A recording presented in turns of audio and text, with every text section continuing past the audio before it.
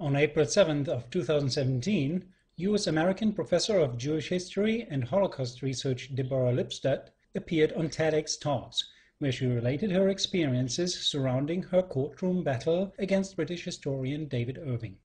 The event took place at the Sheldonian Theatre, which is the official ceremonial hall of the University of Oxford in England. This is a screenshot from the event. In this presentation, I will discuss some of the claims she made during that speech, which lasted only some 15 minutes. I will show that many of her claims are not only false, but are actually deeply rooted in prejudice and a profoundly anti-academic attitude. Let's start with a statement she made right at the beginning of her speech. The time into a recorded presentation at which each clip starts that I will show can be gleaned from the timestamp given beneath the slide number of this presentation. Here are Dr. Lipstadt's words. The Holocaust, which has the dubious distinction of being the best documented genocide in the world. This is a bold claim to make, but let's not take things for granted. Let's ask a few basic questions here. The first one is, how are genocides and massacres documented? The answer to this is rather simple, because a genocide is nothing other than a mass murder committed against a group of people defined by their ethnic, religious, or national identity with the aim to wipe them all out.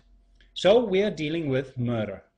The rules for investigating a mass murder are not much different than those for single murder cases. So, like in all murder cases, here too, we would prove that a mass murder has taken place by first finding the victims, or whatever is left of them, by determining the causes, places, and times of their death as best as possible, and by trying to pinpoint who the perpetrators were. That this is indeed the way genocidal mass murder cases are investigated can be seen in a number of cases. I give only 3 examples here. The first is the genocide committed by the Khmer Rouge in Cambodia in the 1970s. Investigations have found some 20,000 individual mass grave sites with a total of almost 1.4 million victims. You can find out more on this human tragedy on Wikipedia, particularly when reading the entry for Khmer Rouge killing fields and the many further reading links given there. The next case are the mass murders committed during the war in former Yugoslavia in the second half of the 1990s. While world attention has focused on atrocities committed by Serbs, I may point out here that they were not the only ones committing such atrocities. They were simply singled out as the bad guys by the Western media in that conflict, and atrocities committed by Croats and Kosovo Albanians were simply swept under the carpet. But that's beside the point I want to make here. Fact is that numerous investigations of mass graves were conducted in the aftermath of that conflict, carefully exhuming and identifying the victims' remains. My last example is the Soviet mass murder committed against the Polish elite during the first Soviet occupation of Eastern Poland between late 1939 and June 1941. 2 mass grave sites were excavated in 1943 under the aegis of the German occupational authorities near the towns of Katyn and Vinica. This case is probably more pertinent than the first 2, as it set an example on how it should be done in times of conflict. Remember, in 1943, World War II was raging at its peak, with the Axis powers slowly being pushed back.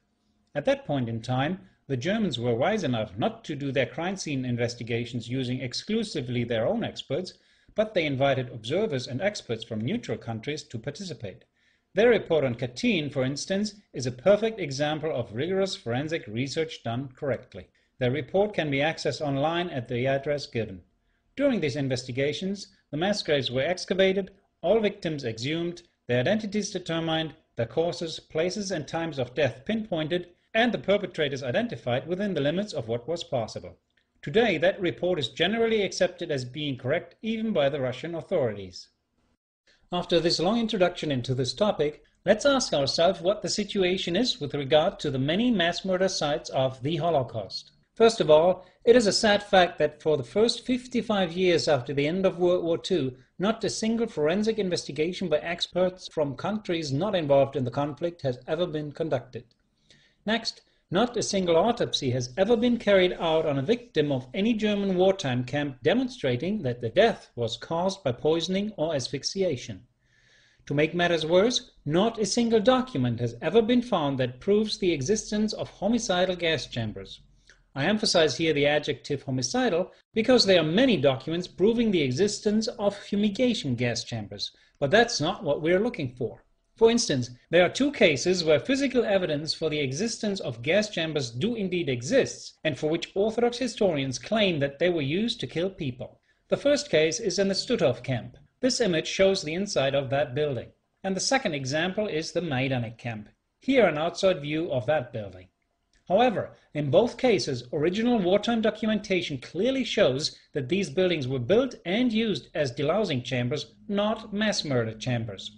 I will not go deeper into that topic here.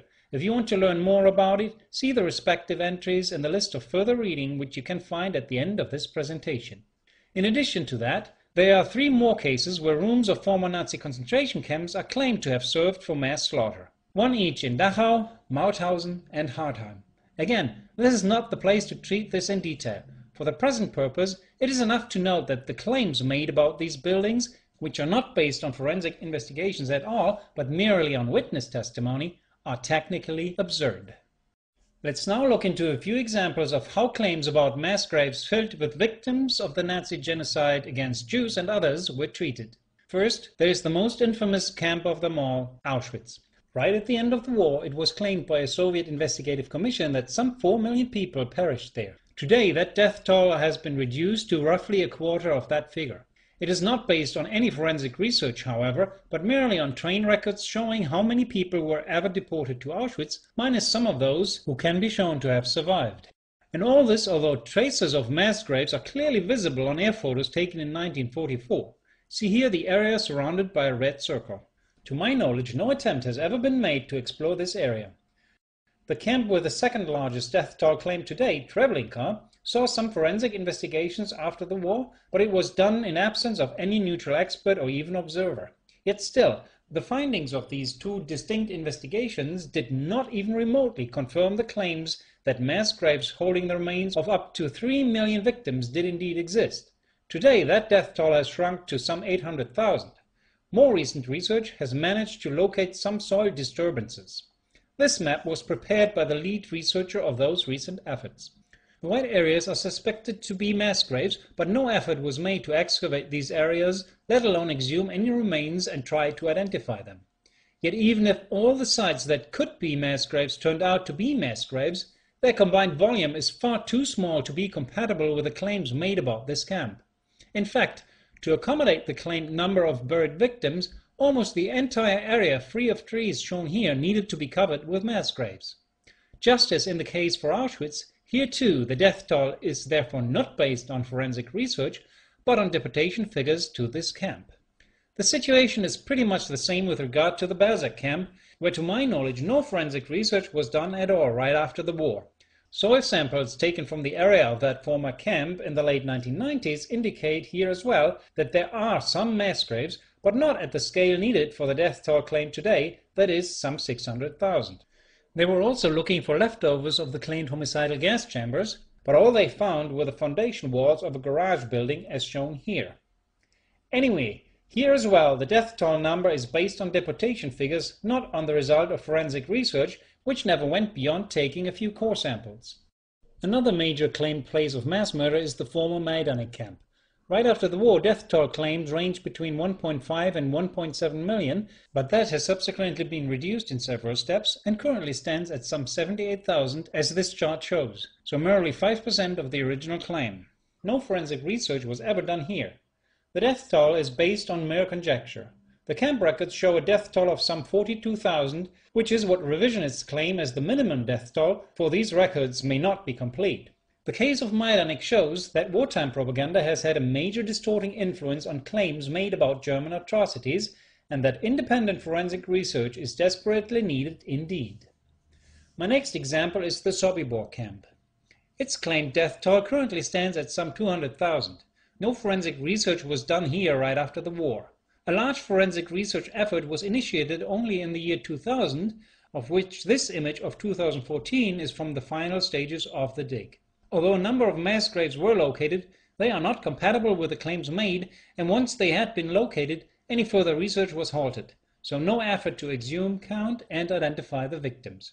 It goes without saying that such an effort is exceedingly difficult 55 years after the crime. What they did find, though, were the remains of a building with 4 rooms, which they declared to have been the homicidal gas chamber, although there is no forensic evidence to back up that claim. It could have had any other purpose for all we know. My last example is Babi Yar, which was a ravine just outside of the Ukrainian city of Kiev. Some 100,000 victims are said to have been murdered and buried there by the Germans, who shortly before their retreat in 1943 are said to have excavated those graves and burned the remains. This is the single largest mass murder case of the so-called Einsatzgruppen, German units behind the Russian front fighting partisans, and at once mass murdering a total of somewhere between 1.5 and 3 million civilians, depending on who you believe. Right after the Soviets reconquered this area, they forced German POWs to excavate the area, and some Soviet experts wrote a very superficial report about it.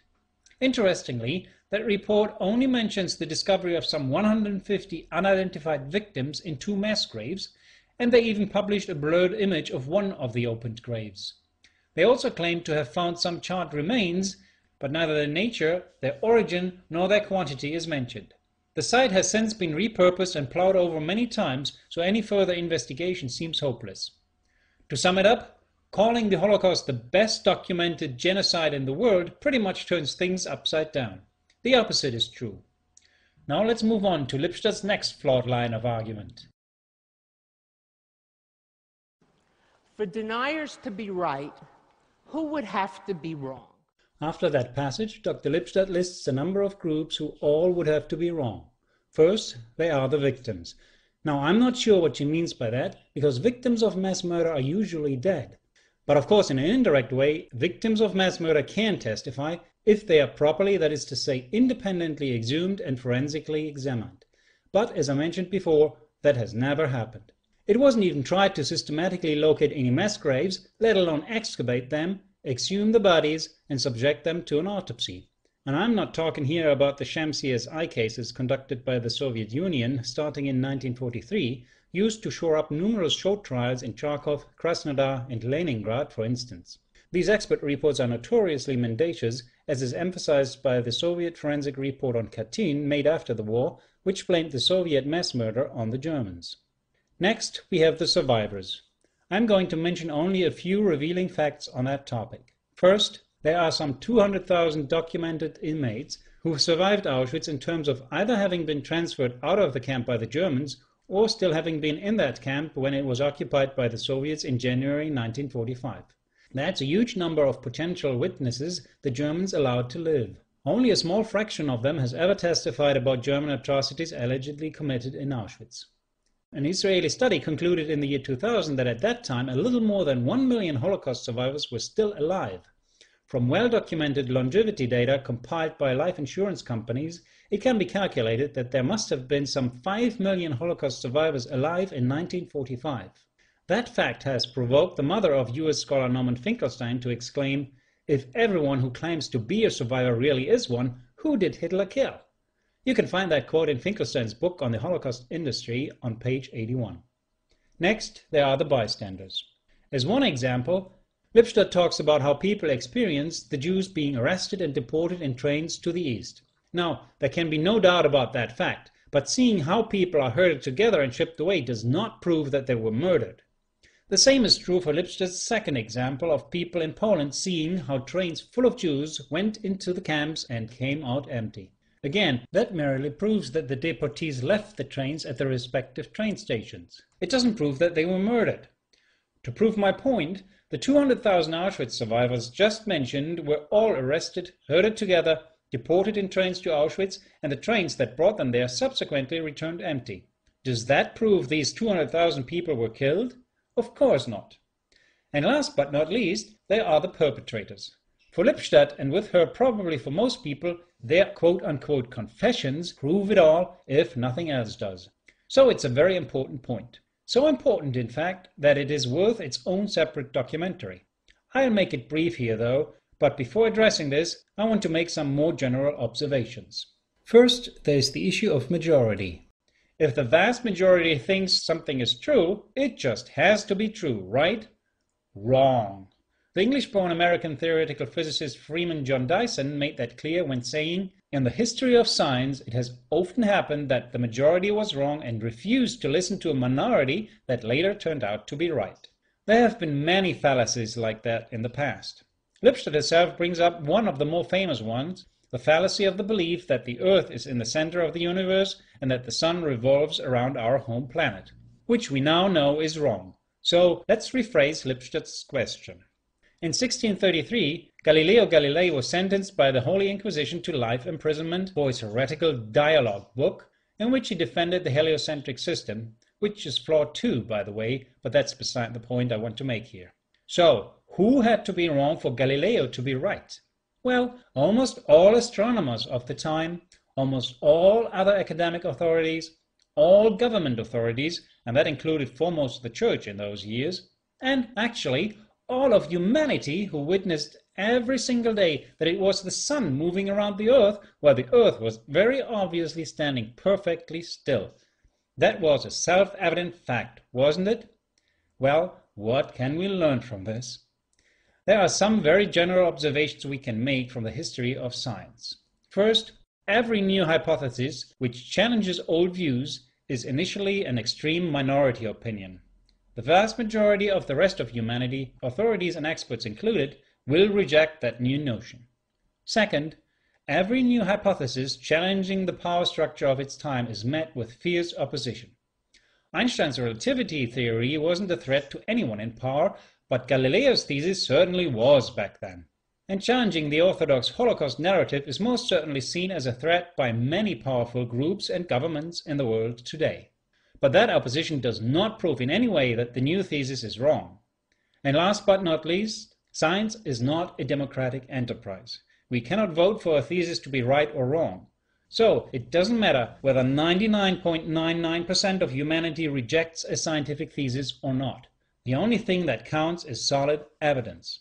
In that sense, science is an absolute dictatorship of evidence, not a democracy. Let's now return to the perpetrators. Here is what Dr. Lipstadt claims about them. In not one war crimes trial since the end of World War II has a perpetrator of any nationality ever said it didn't happen. Some of what Dr. Lipstadt said is misleading, and some of it is simply wrong. One of the first trials conducted by the Allies after Germany's defeat was the trial against the bosses of the Tesch and Stabenow Company, which, among other things, delivered Zyklon B to various German wartime camps, Auschwitz most prominently among them.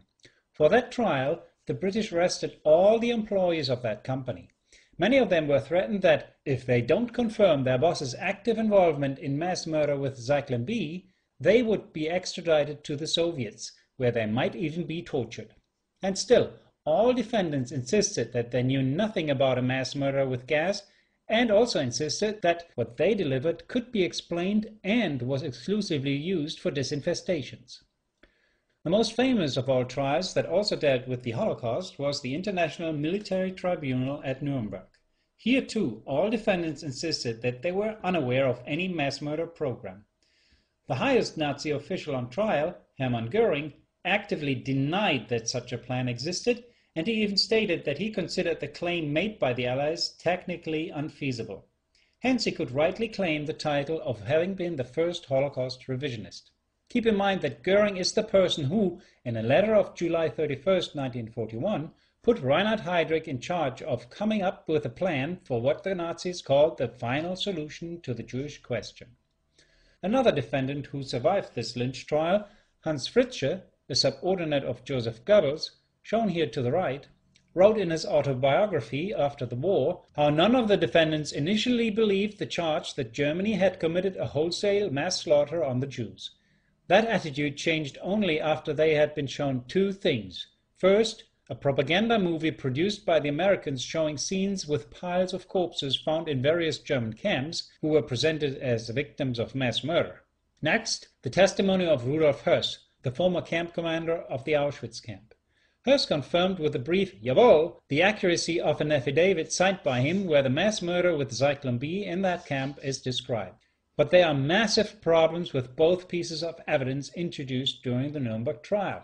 First, The footage shown, though genuine, did not show victims of mass murder, but victims of Germany's utter collapse, where everyone was dying like flies toward the end of the war, both inside and outside the camps, mainly due to diseases, starvation, and Allied bombings. 3 concentration camps feature prominently in that footage: Bergen-Belsen, Dachau, and Nordhausen. Everyone agrees today that the dead bodies of Bergen-Belsen belonged to the victims of a catastrophic typhus epidemic. The bodies found in railroad cars at Dachau were the victims of Allied fighter planes attacking this train while en route to Dachau. Regarding the Nordhausen camp, let's watch a section of the following documentary. The Allies also directly bombed concentration camp prisoners, and today we are told this is proof of a German-planned Holocaust. This is another segment from the American propaganda film Nazi Concentration Camps, which was shown at the Nuremberg trials. The slave labor camp at Nordhausen, liberated by the 3rd Armored Division, 1st Army. At least 3,000 political prisoners died here at the brutal hands of SS troops and pardoned German criminals who were the camp guards. Nordhausen had been a depository for slaves found unfit for work in the underground V-bomb plants and in other German camps and factories. A deceptively captioned image of Nordhausen appears in Steven Spielberg's The Last Days companion book. We see American soldiers walking past corpses strewn on the ground. The caption reads, "The horrific scene of mass annihilation within the Nordhausen concentration camp." Let's look closer at the photograph. We can see the buildings have been bombed. Testimony of former prisoners shows they were lucky to survive Allied bombing attacks. This Jewish former prisoner and doctor describes prisoners laying in the camp hospital, sick of tuberculosis, in the final days of the war. And there I had over 4,000 prisoners laying on tuberculosis. Sick. What are you doing with tuberculosis? No medications, nothing. Hardly food. It was very meager already. The Germans didn't have to eat. This former prisoner and doctor described conditions in the camp in the final days of the war. Sick prisoners didn't have enough supplies. However, he points out the Germans themselves also didn't have enough, even to eat. Clearly, the Germans could have killed the sick prisoners at any time, yet instead treated them in hospitals. And all of a sudden, it was April 3rd at 3 o'clock, alarm, and American Air Force over us, and dropped the bombs just on our camp. But the whole camp was entirely destroyed. And out of this 4,000 people, we were 200 survived. Because they died there, they were in the camps, you know, hanging in the ceiling, dead bodies, and it was awful. It was burning days and days. We were still, if this, the nurses, the doctors, administration people who work in administration, we ran away. And the Americans made a mistake because they didn't know this is a concentration camp. The same documentary bearing the title Why We Believed, which you can find on YouTube and on holocaustdocumentaries.com, also presents evidence for the just mentioned cases of Bergen-Belsen and Dachau. So watch the whole thing if you are interested in finding out more about this. The former camp commander Höss, on the other hand, was alcoholized by force, beaten and kept awake for 3 days straight before the British could get him to sign an affidavit in English, which he didn't even understand. Here is a portrait of Höss right after his arrest by the British while descending from a truck that brought him to prison. And here is Höss a few days later, after 3 days of torture. See his bloody nose and the various wounds in his face. It is now generally accepted as a fact that Höss was severely tortured, also because his tormentors admitted it and published the tale years afterwards. That extorted affidavit was then presented at Nuremberg. It's not worth the paper it's written on.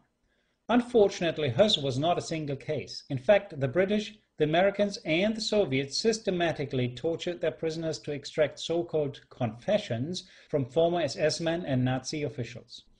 To give you just one proof here, let's look at an article published on December 12th of 2005 in the leftist British newspaper The Guardian by Ian Cobain, a journalist who managed to get access to government files about a contemporary investigation conducted into allegations of torture.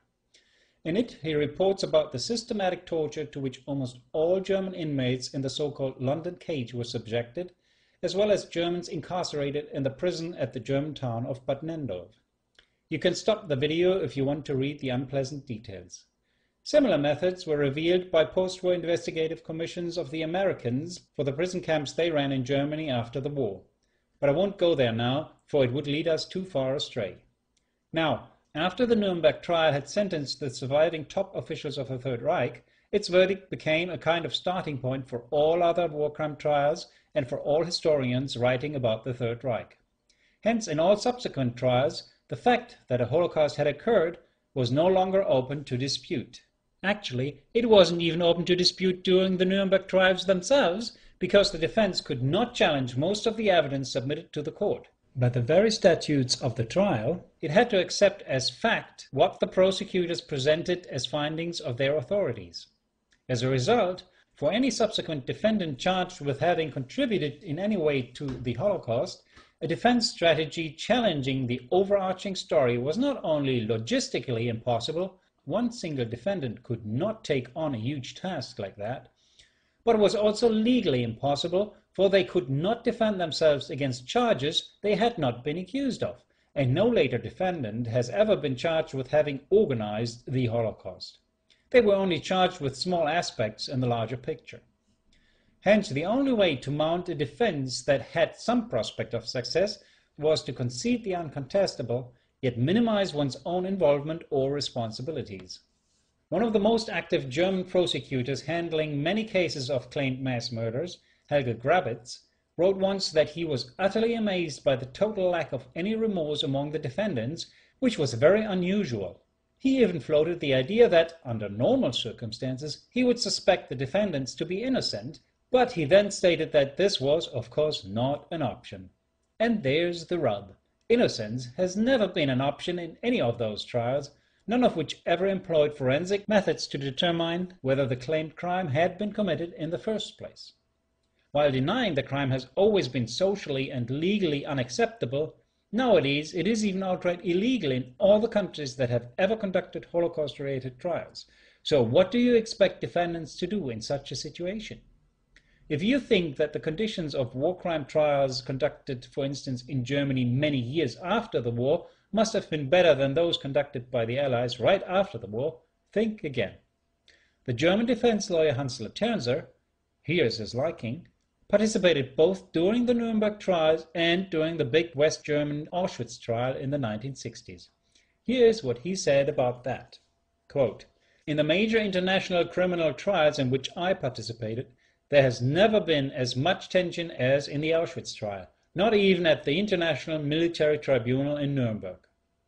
As a matter of fact, there is an almost perfect historical parallel to what has been occurring since the end of World War II. In that other comparable historical case, during early court cases, many defendants were tortured. Almost all defendants confessed. In later trials, defendants usually confessed voluntarily. Throngs of witnesses, victims, survivors, and bystanders confirmed the crime. The overarching crime was self-evident, which means it could not be challenged. Requests by the defense for evidence were usually denied. Defense lawyers defending their clients too ambitiously were indicted themselves. Denying the crime was the worst of all crimes and led to prosecution for denial. That other historical example concerns the medieval witch trials. Yesterday's devils are today's Nazis, and yesterday's witches are today's deniers." Let's move on to the next set of clips where Dr. Lipstadt demonizes her opponents. Deniers are wolves in sheep's clothing. They are the same Nazis, neo-Nazis. You can decide whether you want to put a neo there or not. What I found instead were people parading as respectable academics. It was anti-Semitism, racism, prejudice, parading as rational discourse. But underneath, it's that same extremism that I found in Holocaust denial, parading as rational discourse. I'm not going to discuss whether Lipstadt's accusations are correct or not. In some cases they may be, in others they are not. Just like some of the ladies persecuted as witches may indeed have practiced medicine or other activities in a questionable way. What I am getting at here is the technique of demonizing one's opponents rather than confronting their arguments. That's the same technique used against Galileo. Instead of dealing with his arguments, they accused him of violating church dogma and thus challenging the power structure of his time. It is not much different now. Today, anyone opposing the Orthodox narrative of what exactly transpired between 1941 and 1945 with the Jews under Nazi domination is deemed an anti-Semite or a denier, declared a pariah, and in 20 countries even threatened with severe criminal sanctions. Let me analyze Lipstadt's language here so we can get a handle on the issue. She calls revisionists extremists. But what exactly is an extremist? On an individual level, an extremist can be described as a person who pursues his political agenda with all kinds of means, violence included. What that means in the present context can be seen from some examples. This is what was left of the car of French revisionist François Duprat after a Jewish group planted a bomb in his car and killed him. This is the result of the most severe of 10 cases where French revisionist Robert Faurisson was assaulted by Jewish gangsters. This is what was left of the Revisionist Institute for Historical Review after a Jewish group committed an arson attack against it in 1985. This is how the headquarters of the British revisionist publishing company Historical Review Press looked like after it had been firebombed by left-wing extremists in the late 1990s. This is how the house of German-Canadian revisionist Ernst Zündel looked like after it had been firebombed by an extremist terror organization. Perpetrators in most cases, Jewish extremists. As far as I know, there is not a single case of revisionist violence because violence is not among the methods with which revisionists are pursuing their goals. Hence, not the revisionists are extremists, but some of their opponents certainly are. On a political level, an extremist is someone who pursues his political agenda by denying opponents their civil rights. Here are some examples. In 2007, the United Nations declared that persecuting peaceful historical dissidents, when it comes to the Holocaust, is not only okay, but is actually expected. Here is the actual United Nations website with the text of that resolution. They didn't outright call for outlawing revisionism, but the declaration sure sent the message that this is something perfectly acceptable. We read here that the United Nations urges all member states unreservedly to reject any denial of the Holocaust, whatever that entails. In that context, it is good to know that there are currently 21 dictatorships in the world where the orthodox Holocaust narrative is enforced by law in one way or another. Here they are in alphabetical order. This map shows in red the countries of Europe outlawing peaceful historical dissent about the Orthodox Holocaust narrative, with the year given in parentheses when each country outlawed it. Germany introduced its hate speech legislation already in 1960, but only in 1994 did Germany expressly add denial to the list of banned quote-unquote hate speech, but many individuals had been sentenced to fines and prison terms years before that under the older version of that law for this quote-unquote propaganda offense, as the German authorities call these kinds of thought crimes. The Netherlands, on the other hand, has no dedicated law against revisionism to this very day. It uses its hate speech law instead to prosecute dissidents. So, here you have the real extremists operating on a government level, sending peaceful dissidents to prison and ruining their lives. That's what happens to peaceful dissidents if they are successfully demonized by powerful groups, of which Dr. Lipstadt is a prominent and very active exponent. Let's move on to the next set of clips where Dr. Lipstadt makes false accusations and false factual claims. First, here is what she claims British historian David Irving thinks about the fate of the Jews during the Nazi era. And the Jews, whatever happened to them, they sort of deserved it.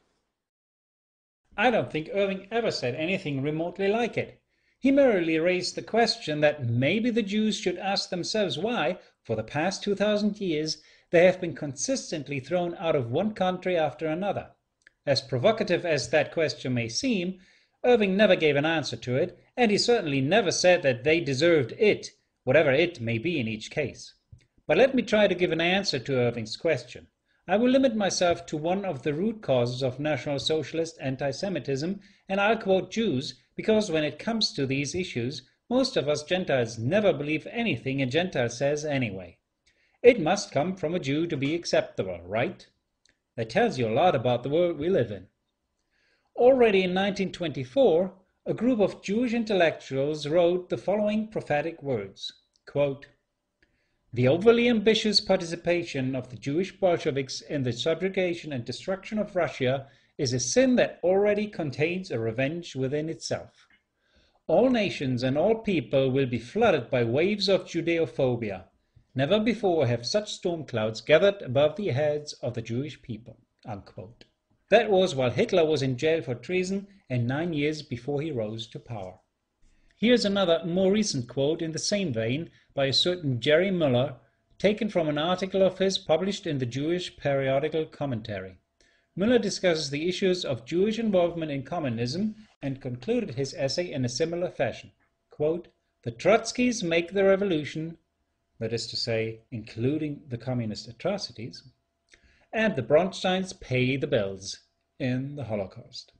So, Irving's question has in fact been addressed by some Jews, and the results have been published somewhat prominently. It's just that certain other Jews, like Lipstadt, won't face that issue because it is highly embarrassing and dulls Jewry's sword and shield, the Holocaust. Now to Lipstadt's next false statement about what Irving allegedly claims. And what is that version? There was no plan to murder the Jews. There were no gas chambers. There were no mass shootings. Hitler had nothing to do with any suffering that went on. And the Jews have made this all up to get money from Germany and to get a state. And they've done it with the aid and abetance of the Allies. They've planted the documents and planted the evidence. Fact is, however, that Irving never said there were no mass shootings. Not even the most radical revisionist claims that there were no mass shootings.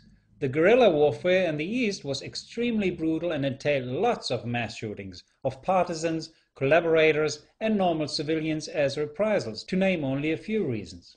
It also makes no sense to state that Hitler had nothing to do with any suffering. There is no denying that Jews suffered under Hitler and because of his politics. You don't need gas chambers to inflict sufferings, you know. Furthermore, neither Irving nor any serious revisionist has ever claimed that the Jews made it all up. Again, whatever it may be in this context. Even mainstream historians have admitted on many occasions that certain claims were indeed made up, but not necessarily by Jews. It's called wartime atrocity propaganda. The question is, what part of the narrative is true and what part is propaganda? Finally, no one has ever claimed that anyone planted all the evidence. What evidence are we talking about anyway? The physical evidence that doesn't exist to begin with and that no one ever bothered looking for? Now to the next clip. We proved that what he said happened, and by extension all deniers, because he either quotes them or they get their arguments from him, is not true. What they claim, they don't have the evidence to prove it. That is the old lie of revisionists having no evidence for their claims and that they therefore engage in, quote, incestuous citation cartels, unquote, where they support their claims merely by quoting each other in turn. It's a lie, plain and simple. To prove it in the present case, I have done my homework. First, I have searched the books by Carlo Mattogno, the most prolific revisionist writer. Here is what I have found out about Mattogno referring to David Irving. In 20 English language books written or co-authored by him so far, Irving is mentioned in only 8 out of 11,887 footnotes. Among those 8, 5 are not even Mattogno's footnotes, but footnotes of his co-authors. Not a single one of Irving's writings can be found in any of Mattogno's bibliographies. Not one. On the other hand, David Irving admitted to me personally that he has never even read a revisionist book, let alone quoted it. not paying attention to what others in the field are writing is one of Irving's major flaws. When Lipstadt talks about having shown in court that the deniers are wrong, she primarily refers to her expert witness on Auschwitz, Robert van Pelt. But van Pelt did not refute revisionism. Revisionism wasn't on trial in London. David Irving's views were scrutinized, but Irving has never written a single article on the Holocaust, let alone a monograph. He is not an expert in the field. So refuting him, if that's really what happened in London, doesn't equate refuting the quote-unquote deniers. Van Pelt may have addressed some aspects of revisionists' claims about the Holocaust, but he never addressed anything major revisionists have written about it. In fact, with a major rebuttal of Van Pelt's writings, we revisionists refuted him. Here is a picture of the 2015 edition of Martonio's 760-page volume, The Real Case for Auschwitz, the first edition of which appeared already in 2010. If Lipstadt were a scholar, she would be aware of it and would be more careful with her claims. This book is packed with references to primary source material from various archives around the world, and not a single reference to anything of what Irving has written. The next set of brief clips reveals Dr. Lipstadt's anti-intellectual mindset. Many of us have been taught to think there are facts and there are opinions. After studying deniers, I think differently.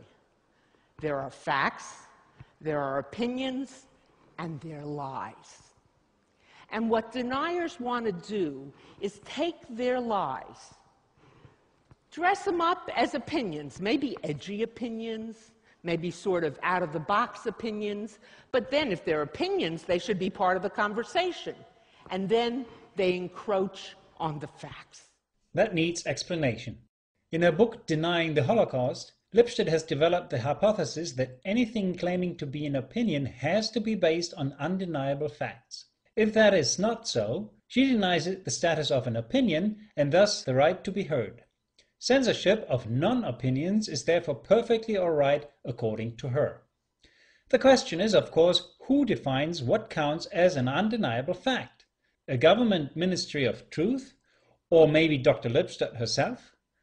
To get to the core of this, we again need to define our terms, so bear with me for a few moments.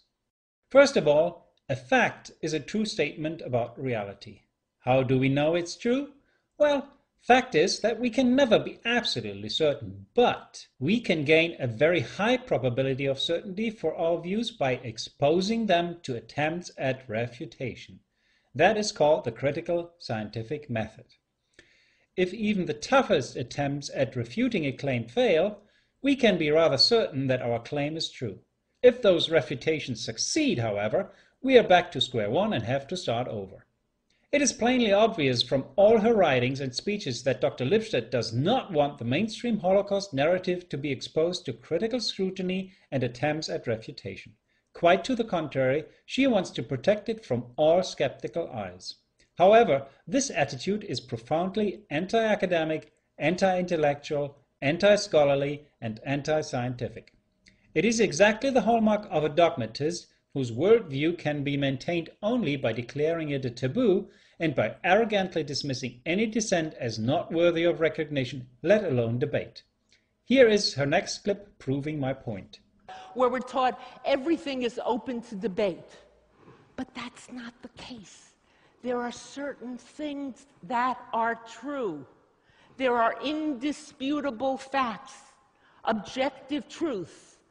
Galileo taught it to us centuries ago, even after being forced to recant by the Vatican that the earth moved around the sun. He came out, and what is he reported to have said? And yet it still moves. Did you notice something? She actually got it upside down. Because if anyone can be compared to Galileo and the fate he had to suffer, it's the revisionists, not Dr. Lipstadt and her oppressive ilk. Her philosophy of certain undeniable truths that are not open to debate is also profoundly flawed. German philosopher Immanuel Kant stated some 250 years ago that we come into this world with some a priori knowledge about our world. Among them, he listed that space is three-dimensional and Cartesian in nature, that time is constant, that every effect has a cause, and that things don't simply pop into existence out of nothing and vice versa. But he got it all wrong. Werner Heisenberg has shown that on the atomic level, cause and effect don't work, and that things can indeed pop into and out of existence. Furthermore, Albert Einstein has shown that time is not flowing constantly and that space is in fact warped, not rectangular. And last but not least, biology has shown that the a priori quote-unquote knowledge that we get from our genes is neither unalterable nor even necessarily true in terms of infallibly accurate. So how can anyone be dogmatic about anything if the most profound truths about the world we live in have turned out to be untrue or at least inaccurate? This is even more true when it comes to claims about the Holocaust, many of which have turned out to be erroneous or based on simple lies and propaganda. And I'll give two examples here where Dr. Lipstadt was caught with egg in her face. First, in an article by her printed on April 19, 1983, on page 5 of the Los Angeles Times, she revived the claim that 1.7 million inmates had died at the Majdanek camp, even though that figure had been exposed as vastly exaggerated wartime propaganda already in the late 1940s by the Poles themselves. Next, in her 1986 book Beyond Belief, she wrote on page 262 that the claims made by the Soviets about Auschwitz at war's end were essentially correct, and then she repeated the false 4 million death toll claim, which had been denounced as wrong by many Jewish mainstream historians for decades, yet Dr. Lipstadt still bandied it about as truth in the mid-1980s. Considering all this, it is beyond ridiculous, nay, it is idiotic for anyone to claim that the orthodox narrative of this complex set of historical events called the Holocaust, which spanned an entire continent, lasted some 4 years, and affected the fate of millions of people, and which is indubitably steeped in wartime propaganda, is absolutely beyond debate. As a matter of fact, precisely the opposite is true. Exactly because the Orthodox Holocaust narrative is the only topic that is protected by a worldwide taboo, and also by penal law in many countries, it needs and deserves the most intense skeptical scrutiny by scholars and laypersons alike. From all this, we can conclude with certainty that those who are avoiding an open debate on the Orthodox Holocaust narrative either have something to hide or a lot to lose, or probably both. The next statement by Dr. Lipstadt, which deserves a few comments, is the following. Many of us in this audience write books or writing books. We always make mistakes. That's why we're glad to have second editions. Correct the mistakes. The first edition of her book titled Denying the Holocaust, which caused David Irving to sue her and kicked off the entire avalanche of Lipstadtian mental diarrhea, appeared in 1993. Here's the front cover of that hardcover edition. A paperback edition with this cover art appeared a year later. Due to the public attention Lipstadt's case got in the wake of the 2016 movie Denial, which dramatized her distorted version of events, her 1993 book was released in a new edition in 2016. Here is its cover art, strongly resembling that of the 1994 paperback edition. When I compared the two editions, however, I discovered that literally nothing had been changed except for the page breaks. So, if she didn't change anything, does that mean she didn't make any mistakes? Nope, that isn't it either. In fact, she repeated all the claims that caused Irving to sue her, including those which the court found false and defamatory. In addition, and much more importantly, her entire list of documents, which allegedly prove the existence of homicidal gas chambers at Auschwitz, has turned out to be wrong from top to bottom. Lipstadt had relied 100% on the results of French Auschwitz researcher Jean-Claude Pressac, but his studies had been refuted by Italian Auschwitz scholar Carlo Matonio with this book, which was published the same year Lipstadt's first paperback edition came out, that is, in 1994. During Irving's libel trial against Dr. Lipstadt, Dutch cultural historian Robert van Pelt had repeated Pressac's vacuous arguments in his expert report for Lipstadt's defense team, while completely ignoring Matonio's counter-arguments. Such a biased behavior renders an expert unfit to testify in any proper court of law, by the way. Undeterred by that, Matonio subsequently went to great length to once and for all root out the nonsense churned out by Lipstadt and her quote-unquote expert, who both didn't do much else than cite Pressac or, in the case of Van Pelt, plagiarize him. Matonio's 2-volume book came out in 2010. Already in slide 6 I showed an image of the newer 2015 edition. That being so, Lipstadt has no excuse at all for ignoring those counter-arguments. Her joke about second editions does therefore apparently not apply to herself. It looks like she thinks that she never makes a mistake and never has to correct anything. By the way, none of her other books seem to have ever appeared in any second editions either.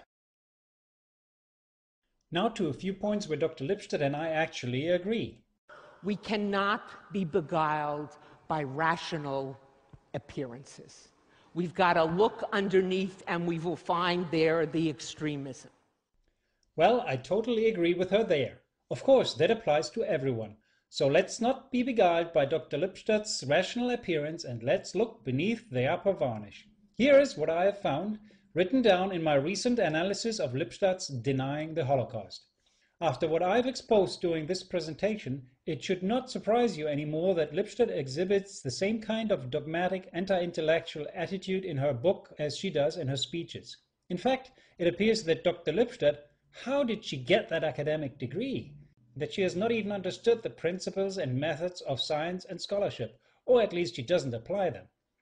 While I'm not a trained historian myself, I was struck by her superficial knowledge of the historical issues involved. Next, I found that she misquotes her sources, relies on faulty translations, and misrepresents and misinterprets the evidence she adduces.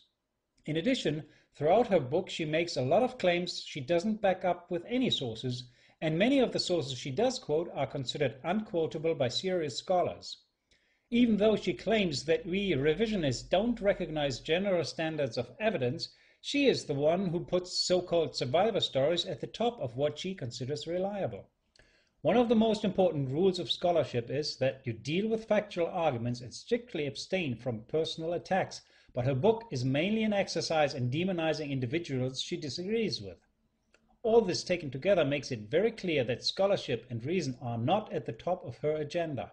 In fact, trying to get to the truth of the matters involved is evidently the opposite of what she is trying to achieve. She wants to prevent people from digging for the truth and to uncritically accept her version of history as indisputable truth.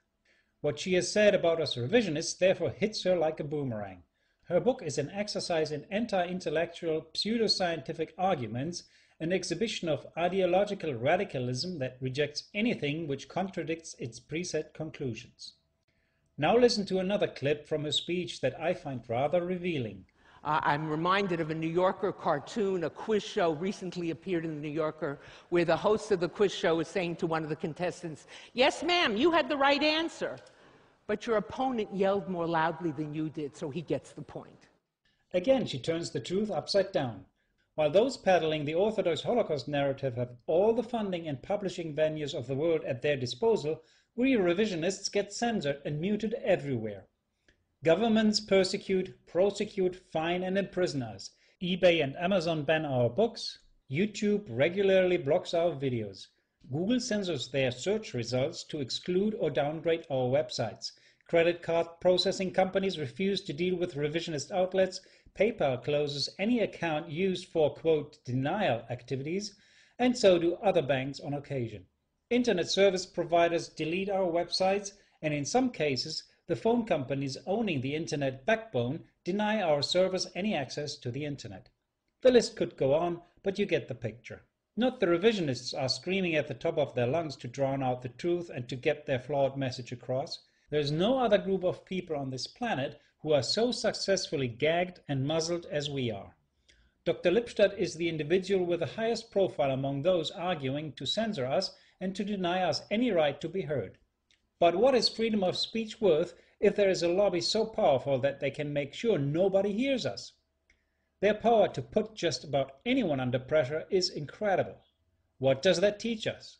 Well, if you want to know who controls your country, find out whom you cannot criticize or disagree with without having to deal with career or life-destroying retaliation. Hence, the shoe is on the other foot, Dr. Lipstadt. Yes, we revisionists are right, but the lobby screams the loudest, so they get all the points. Now to the next clip where Dr. Lipstadt says something that's very true. When someone makes an outrageous claim, even though they may hold one of the highest offices in the land, if not the world, we must say to them, where's the proof? Where's the evidence? We must hold their feet to the fire. Yeah, that's exactly what we revisionists have been saying and doing all along. We have been asking those in power and those who have spread powerful messages with the help of those in power. They did spread outrageous claims about mass murder chambers operated with high voltage, with steam, with vacuum, or with chlorine, with Zyklon B, with diesel exhaust, or with bottled carbon monoxide. Together with Dr. Lipstadt, we ask, where is the proof for these homicidal gas chambers? Where is the evidence for one single gassed inmate? We ask those making outrageous claims about mass graves, where are they located? How big are they? How many corpses did or do they contain? What was their cause and time of death? What is the identity of the victims? Can it be determined with certainty who the perpetrators were? Contrary to what many think, this is not trivial at all, in particular when talking about the territory of the former Soviet Union. In a land where millions were killed by communist atrocities prior to the war, where millions more died during the war of many causes, and where millions died during the post-war purges and ongoing communist atrocities, how can we be certain that a mass grave located in the former Soviet Union contains victims of German atrocities rather than victims of any of the other tragedies? In addition, we also ask those making outrageous claims about mass cremations of thousands of corpses every day, how was that possible, technically speaking, be it in crematories or on pyres? And where are the traces of those cremated? And to be absolutely clear, just because a powerful person claims something, that doesn't make it true. In fact, we can generalize that statement. Just because any person claims anything, that doesn't make it true either. It doesn't matter whether that person is the President of the United States or a Holocaust survivor. A claim is not evidence. It requires evidence before it can be accepted as true. Now to the last two clips, which I've merged together. Here Dr. Lipstadt tries to be funny, but strictly speaking, it backfires on her. Here she goes. Holocaust denial? The flat earth folks? The Elvis is alive people? I should study them? The earth is not flat. The climate is changing. Elvis is not alive. And most importantly, truth and fact are under assault. Of course, she's absolutely right.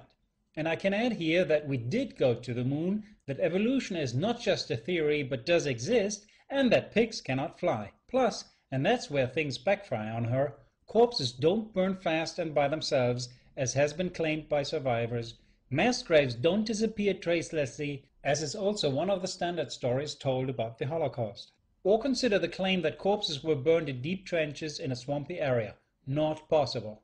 Diesel exhaust is unsuited for mass murder because killing with it takes hours at best, or worst rather. Zyklon B leaves telltale traces in masonry, but we don't find them in the walls of the buildings at Auschwitz where mass gassings are said to have been carried out. You cannot squeeze 20 people onto 10 square feet, as several witnesses have claimed. Or 25 corpses into a cubic meter, as some want to make us believe in order to make the claimed death toll of the so-called extermination camps fit to the limited volume of disturbed soil found there. Or take the claim by some survivor that mass graves squirted blood geysers. I could go on for hours telling stories like this. All this tells us is that people lie and exaggerate on occasion. Ask yourself, if you lied on occasion in your life, can you seriously expect that all 5 million Holocaust survivors have been truthful at all times? What I'm getting at is the following. The Orthodox Holocaust narrative is full of logically, physically, and technically impossible or untrue claims. In that respect, these aspects of the narrative resemble the flat earth theory, creationism, moon landing denial, etc. Hence, the shoe is once more on the other foot. It is true that revisionists deny some aspects of the Orthodox narrative, but Lipstadt and her ilk are evidence deniers, fact deniers, logic deniers, you name it. Apart, comparing revisionism with any of the wacky themes mentioned by Dr. Lipstadt misses the main feature that sets revisionists miles apart from the rest. No one denying climate change, evolution, the moon landings, the spherical nature of Earth, or that Elvis is dead is censored, dragged into courts, denied any defense, and sent to prison. That treatment is reserved for revisionists who are thus sharing Galileo's fate. So, with all her dodging the facts and demonizing her opponents, the question is, what are you afraid of, Deborah Debate Denier Lipstadt? Thank you for watching this presentation. The rest of this movie merely contains several lists of movies and books which you can consult in case you want to learn more about what revisionists really say, what their arguments are, and what evidence they have to support their claim. Most of the material listed here is available as free downloads from our website at www.holocausthandbooks.com. Feel free to take advantage of it.